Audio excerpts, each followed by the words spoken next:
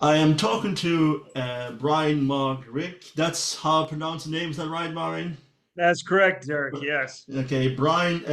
I've read some of your biography. It's interesting, but we're talking today about one aspect in particular. And you wrote more than one book about the Jewish soldiers serving with the Wehrmacht, or as you call them, Hitler's Jewish soldiers. So, how did you come about this? Why did you investigate? How did you come about the stories of the Jewish or half Jewish soldiers working within the Wehrmacht?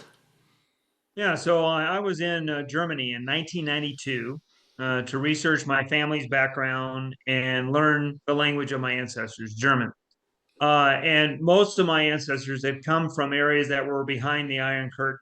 They were in Lower Saxony, Saxony, and then what we back then would call Prussia, but that was part of Russia and Poland now. So I had the opportunity to travel to these places after East Germany fell apart, and so I started doing research, and I found some Jewish background in my own family, which was interesting. But what really got me onto the subject matter was in the same summer I saw the movie. In German, it's titled "Ich war Hitlerjungen Solomon." I was the Hitler Youth called Solomon. In English, when it was promoted in English-speaking countries, it was called Europa Europa. And it was about a German Jewish kid named Shlomo Perel, who in 1936, due to Nazi persecution, he and his brother left and went to Poland. In 1939, when Germany invaded Poland, he left with his brother and went to Russia. In 1941, when Germany invaded Russia, he had nowhere else to turn to, and he was taken prisoner outside the city of Minsk. And when the German authorities, during the interrogation of him, realized that he spoke German, Polish, and Russian, and they accepted his claim that he was a Volksdeutsche, an ethnic German. Yeah. They actually incorporated him into a military unit where he served for a year outside of Leningrad. And then his company commander adopted him and sent him back to a Hitler Youth prep school, and that's how he survived the war. Now, when I watched this film in Berlin, I had actually helped an old man find a seat before the film began, and we had become kind of friendly before the film commenced, and we're talking. And throughout the film, especially since we were basically the only ones in this theater, he gave me commentary and translation throughout the whole film. And after this film, we went to a bar where he told me his story until the early hours of the morning. And his name was Peter Milius, he was of Jewish descent and also served in the Nazi military. So, Dirk, what I was thinking after this summer, I was like, what are the coincidences that this kid from Texas goes to Germany, sees a film about a Jew who served in the Nazi military, only to sit next to a man of Jewish descent who served in the Wehrmacht? And then during that summer, I also find out about my own Jewish background. Mm. So that's what led me into thinking about this subject matter, exploring it. I went back to Yale University for my sophomore year, started talking to my professors about this, and started doing a Nexus, Lexus research, trying to find other names. And then slowly but surely over the next couple of years, I started finding more and more of these people throughout the world. And I started interviewing them. And then I really embarked aggressively on this in the summer of 1994 when I got scholarships from Yale to go over to Germany and start interviewing these people. And every person I interviewed, they would give me three or four other leads, whether they be cousins, brothers, or other comrades that they knew of Jewish descent. And before you knew it, by 1998, I had conducted 500 interviews with men of Jewish descent or who were Jews who served in the military. And when I stopped interviewing, there were 600 men waiting for me to interview them. But I just was one person and I could only do so much, and I needed to finish up my PhD. So that's how I got involved with this, and then that was kind of the modus operandi I used to start documenting these guys and getting the research that I needed to write the book I have written, Hitler's Jewish Soldiers. Yeah, yeah, that's it's fascinating because I've done pieces on it myself, and there's a bit of an irony as well with this whole thing because there's a German soldier, Werner Goldberg. He was portrayed as the he was like the German the pinnacle of German soldiers, not realizing he was half Jewish. I found that kind of fascinating. Now, Yeah, to help your listeners, this is really, you bring up an interesting story. He was a good friend of mine. Hold that thought. I know you're about to ask me a question. yeah, So yeah, Werner Goldberg was in a unit in 1939 outside of Berlin. Goebbels wrote a lot of the units in the bases nearby and asked for the most Aryan looking soldier they had. And there was like a little competition. Werner Goldberg won the competition, and he was the poster child of the typical Aryan looking soldier with white blonde hair, blue eyes. You know, he's like 6 foot tall, very muscular, and he was used as that propaganda, boy for about 3 or 4 months until they found out his father was Jewish. Just once again, another piece of evidence showing you how bankrupt the Nazi racial laws were. So thank you for bringing that up about Werner Goldberg. He was a dear friend, and he helped me a lot with my research. good, good. Uh, Actually, there was another story. I don't know if you're aware of this. This has nothing to do with the German military, but there was on the same style as the same way. Goebbels again was looking for a typical German child, Aryan child, and they found this baby. And this baby wasn't even half Jewish; was completely Jewish, and that was also used in their propaganda. So yeah, you're right. Well, what you say about the German racial laws, it's kind of bankrupt, I suppose. Is one way of putting it. Now, doing your research, because I know it is a kind of a controversial topic because people don't always want to hear these kind of things. Like, well, no, it was like people have seen the Holocaust world through as black and white. There's nothing in between, but there's a whole range of aspects to it. So, did you get any negative feedback, or did anyone attack you on it? Did people say, "Well, why are you researching this? Why can't you leave things be?" Yeah, one of the most famous people I interviewed that gave me that advice, shockingly, was one of my heroes, Simon Wiesenthal. And I met with him in Vienna, and I gave him a lot of my documents and showed him what I was doing. And he said, "Hey, we Jews have enough problems as it is. You bringing out this research could create a lot of anti-Semitism." And I said, "But Mr. Wiesenthal, this is the truth, and it tells us a lot of things about Nazi Germany. And these people who were of partial Jewish descent that were forced, they were drafted, forced into the Wehrmacht while and serving while their relatives are being persecuted, gives us an interesting insight into how much could you know about the Holocaust and so on." Even though I thought I made very logical explanations for history, as if history needs to be justified. History is what it is. We shouldn't ever be scared of what it tells us. He still told me not to do it. And I also had another guy he's kind of nasty individual. His name was Arnold Palker, and he was head of the Leo Baeck Institute in England.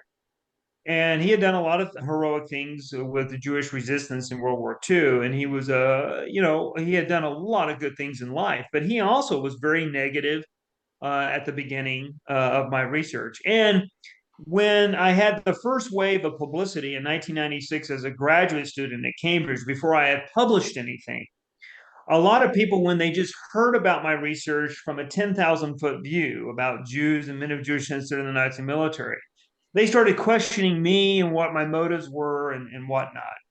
I will say this: once my book came out and all the research was shown, and I was endorsed by people like Michael Barabau from the University of Judaism, one of the founders of the Holocaust Museum in DC, and endorsed by Paula Hyman, the head of Judaic Studies at Yale University, and supported by Jonathan Steinberg at University of Pennsylvania, a German historian. Then people started realizing, you know what, this is kosher history, this is legit. And when they read it and you understand assimilation, then a lot of those naysayers, as you're talking about, basically either A, shut up, or B, you didn't hear them criticizing me because the history is not what they were fearing it might be. Yeah, A yeah. whole bunch of Jews running into battle trying to kill Jews, which is so preposterous. That wasn't what was going on. I mean, there were a few bad actors that were in the SS and so on that did some really bad things, but by and large, most everybody I documented were Frontschweinen. They were grunts forced to serve, many of them against their will, And this is a fascinating story. So once the book came out, I hardly hear any negative stuff about my work or any naysayers, if you will. Yeah, I mean that's interesting because sometimes people are moved by emotions more than reasoning. I've had that myself. I did a piece on humor and the Holocaust, and that's what it was called, humor and the Holocaust. And I got a lot of bad response. People say, "Oh, how this disgusting! How can you say that?" And I said, "Well, did you actually read the piece rather than just Yeah. the headline? Did you actually read? Because it was actually how explaining how the Jews cope with the horrors they saw by using humor. And once Well, I and, read, and I was in the Marine Corps. yeah, We cope with the tragedy and trauma of dealing with combat and killing with humor all the time. It's a human endeavor, but it's also something very Jewish as well, of our Jewish roots. And just look at the movie A Beautiful Life. I yeah, mean, that was a comedy and a Holocaust film. I mean, this is something that is part of the human fabric of how you deal with traumatic events and loss and pain. yeah, and I mean, and exactly that people, but that's what life is all about, really. But I did read though that your research was used as praised by many Jewish academics, but it's also used by some uh, less interesting people, like Holocaust deniers and revisionists. How did you cope with that? By and large, my research is now being cited in, traditional good works of World War II history, Holocaust history. I have now a total of 7 books under my name. Most of them all dealing with Nazi Germany, although my last two have been done about the Pacific War. And I just had a book published this last week called Japan's Holocaust, over 20 years of research on the 30 million people in Imperial Japan um, slaughtered, which many people don't know about. So getting back to these Holocaust deniers, most Holocaust deniers that are out there, especially after David Irving was shown to be such a charlatan and a Chaucerian fraud at major levels. In the movie, The Denial shows that, and then Richard Evans' masterful work on the court case called "Lying About Hitler" really shows that most of these Holocaust deniers are idiots, and they're not well educated, obviously. Are there? And there's an evil component to them. So most people in my world don't really pay attention to them. Now we have to be careful because we have a lot of these people that are bad actors throughout the world, whether they be Hamas and Hezbollah, that have a lot of these weird narratives about the Holocaust. A lot of these Islamic nut jobs that we have to deal with in the world that are fascist in their orientation. They'll say on one side the Jews are making up the Holocaust to get money from Germany, but then on the other side they say they're lying. I mean that Hitler should have killed more of them. That Yeah. Hitler was not as efficient. We'll finish what Hitler did. So they lie out of both sides. I mean, speak out of both sides of their mouths. So getting back to some of the people who have maybe put my work up on that are on websites that are Holocaust denier websites, I don't take it too seriously. You can't control with the freedom of speech, if you will, what people will say. But by and large, to my knowledge, these people are very marginalized. They're not educators in this space. And my work is not really a pilot for supporting a lot of their themes. Yeah.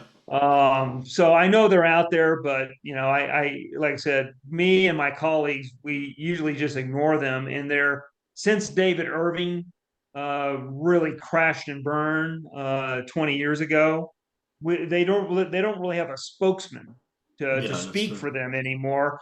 And so it's not really a movement that we really pay attention to. Yeah, the one thing I'm worried about nowadays is not so much the Holocaust denial, but it's the Holocaust revisionist, and this often that's sponsored by on state levels, and some, like if you look at the Polish government, for instance, not denying, but saying, well, we're squeaky clean, and when you go into it, there's a lot of Polish who actively took part in the killing as well. So yeah, that's something I'm kind of always a bit worried about. Funny you mentioned Japan and the war in the Pacific. because I only recently found out that so few people know about Unit 731 that the Japanese used to do their experiments, and they were beyond evil. They maybe even be worse than the Nazi crimes that they were committed. So yeah, and that's something Yeah, that's I mean, a lot often of people, that's what forgotten. I, yeah, I mean, that's what I found with my work. Many people don't know Japan killed three times more than Nazi Germany Yeah. from 1927 to 45. Germany with the Russian POWs, the Jehovah Witnesses, socialists, homosexuals, and of course the Jews, you have about 11.7 million people that they slaughtered systematically. The Japanese, it's 30 million, well, over 20 of those were Chinese. But you're saying there, how you quantify evil is very difficult. But why I say and agree with you that the Japanese were worse than the Nazis is that many of the Nazis who were doing the killing, for all their ideological fervor and their passion for Hitler and so on, many of them had a hard time doing the killing. Christopher Browning and Ordinary Men, and then Richard Rhodes in his book on Einsatzgruppen. Both of these men showed that many of these guys going out there and blowing out the brains of women and men, especially in the Einsatzgruppen, struggled with what they were doing, drinking a lot, some of them committing suicide. In the Japanese military, you don't have any of this problem. And they didn't have separate killing squads. It's the whole military was actually doing either the killing and raping or the fighting. And they laughed and enjoyed what they were doing. They couldn't wait to blow out people's brains. And they had three generations of fascism, if you will, totalitarian rule that had brainwashed them, just like the Aryan myth that the Yamamoto race was the superior race. Anything that resisted to them, they were justified in killing, and they weren't having problems doing this at all. And that's one thing that was kind of shocking in my book after studying Nazi Germany about this bizarre fanatical society of Japan that unleashed these warriors that were zombies, if you will. They had no conscience whatsoever. And it's a warning to history that societies can go down this road. And we're seeing it with Hamas or Hezbollah or the Taliban. There are some really bad actors out there. And the only way you deal with these fascist movements is you kill them. You Hmm. got to take them out. Yeah, and I've been reading quite a bit now the last couple of weeks about especially 1920s, 1930s Germany specifically, and it's so scary when you see the similarities of 1920s Germany to 2020s world on a global stage, and people just don't realize what that means. Again, it's yeah, it's but I can see a bit of a pushback now, which happened then as well, more to the far right, and this all something that always puzzles me. People always talk about the far right, and let's not kid ourselves. It's evil, but there's the far left as well, and there's not much difference there really. They You, only you by know, name. That's it. Like Well, and we're seeing this, like, Claudine Gay at Harvard University allowing for calls of genocide against the Jews. You have this black resistance group at Harvard that are just full of a lot of anti Semites, racist people, and they're giving carte blanche under the guise of DEI that when you label somebody as an oppressor or white, ultra white privilege, like the Jews, which is what DEI has been saying, you create this Trojan horse of anti Semitism in your society. And unfortunately, like you said, we're seeing this from the left now. The head of the Socialist Union at my old prep school was glorifying, her name was Kenda Guba, was glorifying the mass murder of Israel because she said that Israel had colonized and oppressed the Palestinians. So you have this new anti-Semitism documented by Noah Feldman in Times Magazine recently. He's a legal scholar at Harvard University, showing that this left menace is just as dangerous as you and I have been students of the right movements like Nazism, which is pretty horrifying. It's sad. yeah, there's actually the one that I'm reading at the moment is called "Travelers in the Third Reich," And there's one line in it which is said by I think it's a British diplomat. He says Nazism is the same as communism. There's no difference. He says, and that's we're kind of at the moment at the moment as well. So that is scary. And I often say the one thing that history teaches us is it teaches us nothing, and that's a bit of a pity, really.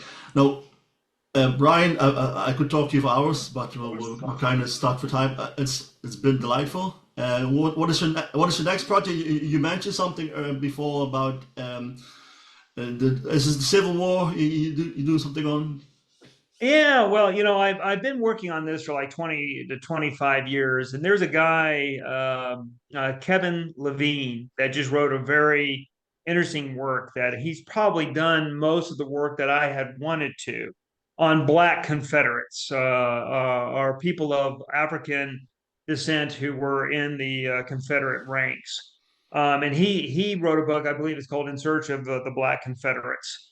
And I've been studying this as well. There, out of the about 1,080,000 Confederate soldiers, you have probably about 40 or 50,000 of those that were African American. Now, most of them were slaves, and they were forced into support roles of the Confederacy. Repairing wagons, taking care of the horses, repairing gear, preparing food, and so on. But probably out of those 50,000, you had around 8 to 10,000 that were called bodyguards, and even some of them that were in frontline units. Even Nathan Bedford Forrest, the head of the KKK after the war, one of the most brilliant cavalry officers of the Civil War, who had 3,500 men in his ranks, had probably 60 to 70 African Americans that actually were combat effectives, in his units. So a lot of people don't know about this story, but when you study the South from that time period, it was a mishmash of people. I mean, Thomas Jefferson, everybody knows that his second partner in life, his second wife, if you will, was Sally Hemings, the half sister to his wife, Martha. And she was an offspring of his father in law and a slave woman. So she was half black, half white, and had fathered him 5 children. Now, the next generation, two of those children, so two of his grandchildren, who were quote unquote, 1/8 black, they served in the Confederacy. One was as an officer, So, just like I learned with Nazi Germany with my first book, Hitler's Jewish Soldiers, that when you look into assimilation and you see that societies are not groups, it's not the Jews and the Aryans or the blacks and the whites, they're relationships. And when you start looking at that and seeing that blend, it becomes much more complicated when you look into these times of extreme stress, like the Civil War or World War II, and what happened to these people that were between a rock and a hard place, between Scylla and Charybdis. So I thought that was something that was very interesting to look at in the Civil War. And so I may still write a book called The Black Rebels or whatnot, but I just finished my book, Japan's Holocaust. I'll be pushing that out. I have some books that I'm working on right now about the theological problems of Nazi Germany, how it was a Christian movement, and how that gave legitimacy to what they were doing. And it's very kind of horrifying how they turned a lot of the theological mandates that we think Christianity holds today in a reverse way and making it a very fascist religion, turning Jesus into an Aryan and so on. And a lot of people have done research on this, but I think some of my takes on it and how it influenced people's genocidal mindset is very interesting, because that is indeed in the text of the Bible. So these are the type of things that I'm kind of working with still, keeping my foot in the historical world and writing books as I, continue on, taking care of my business that I set up, that I'm a financial advisor, but I still keep my academic interest on the weekends and in the evenings, still writing books, although I haven't been part of a university for over 20 years. But I mean, that's once you have a passion for it, well, why would you stop? And that's good to know. But it's interesting to know. But yeah, history I also feel should be told in its full, and there should not be any whitewashing or revisionist. It is what it is. You can trace it. You can trace the facts. You don't need to alter it. And that's unfortunately there's a bit of a movement going on at the moment as well, where it's a bit, no, we have to change this because, but leave it as it is. History is history, and you can't change it. You can learn from it, but you can't change it. Yep, So that's right. yeah, again, thank you very much, and I'm sure we'll talk again at some stage, and I'll be looking out to reading your books in the next few weeks anyhow. Dirk, thank you so much. Thanks for having me. No problem.